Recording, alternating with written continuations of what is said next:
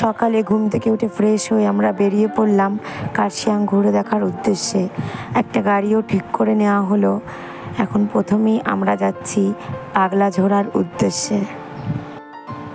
পথে চলতে চলতে এরকম দৃশ্য প্রায় চোখে পড়ে।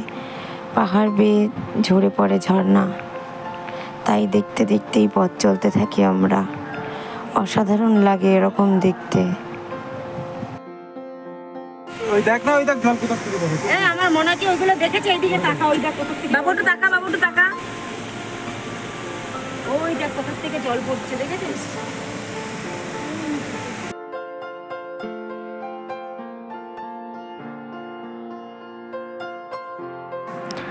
প্রায়শই যেতে যেতে দেখতে থাকি গাড়ির ড্রাইভাররা এরকমই একটা সাইডে গাড়ি দাঁড় করিয়ে সেই জল দিয়ে পুরো গাড়িটা ধুয়ে ফেলে।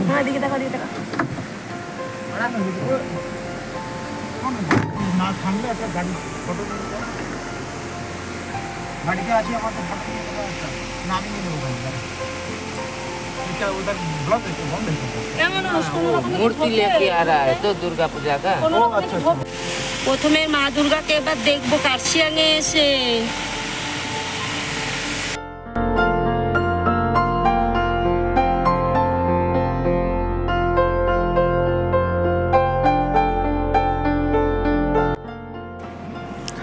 চারিপাশে কুয়াশায় সাদা হয়ে আছে। এরই মাঝখান দিয়ে আমরা পথ চলতে থাকি। কখনো কখনো দেখি যে সামনের দৃশ্যটুকু পর্যন্ত দেখা যায় না, এতটাই সাদা হয়ে থাকে চারিপাশ। এর মধ্যে থেকে ড্রাইভাররা চলতে থাকে গাড়ি নিয়ে।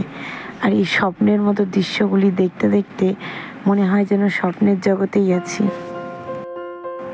পাগলাঝোড়ার সামনে আমাদের গাড়িটা দাঁড় করালো।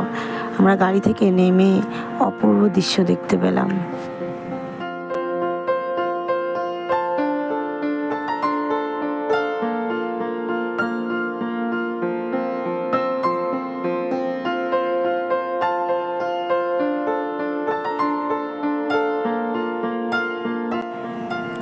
এক পাশে পাহাড় ঝর্ণা আর এক পাশে খাদ, আর সেই রাস্তা দিয়েই পরপর গাড়িগুলি চলছে।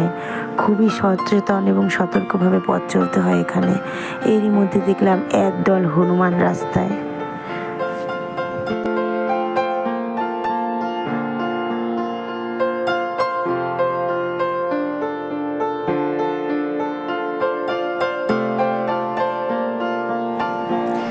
ছোট ছোট বাচ্চা হনুমানগুলো ছিল, আর কিছু হনুমান এমনভাবে তাকাচ্ছিল যে খুব ভালো লাগছিল। আবার একটু ভয়ও পাচ্ছিলাম যে ফোনটা হাত থেকে নিয়ে না নেয়।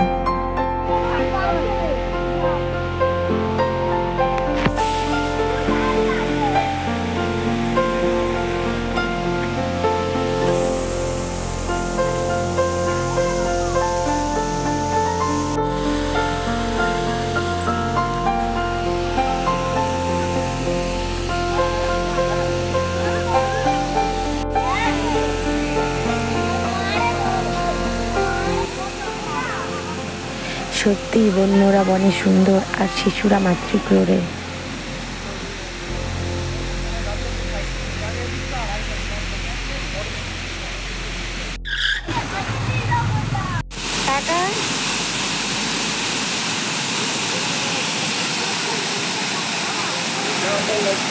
কি অপূর্ব পাগল করার দৃশ্য, তাই না? অপূর্ব সুন্দর লাগছে।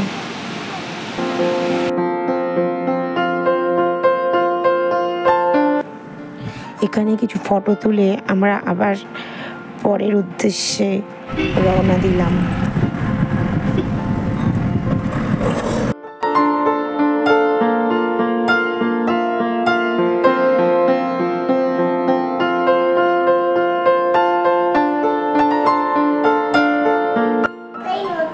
অন্যান্য দর্শনীয় স্থানগুলি থাকছে পরের ব্লগে।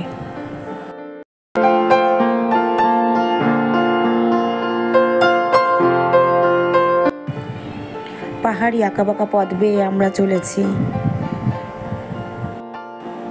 মন যেন অদ্ভুত প্রশান্তিতে ভরে উঠছে।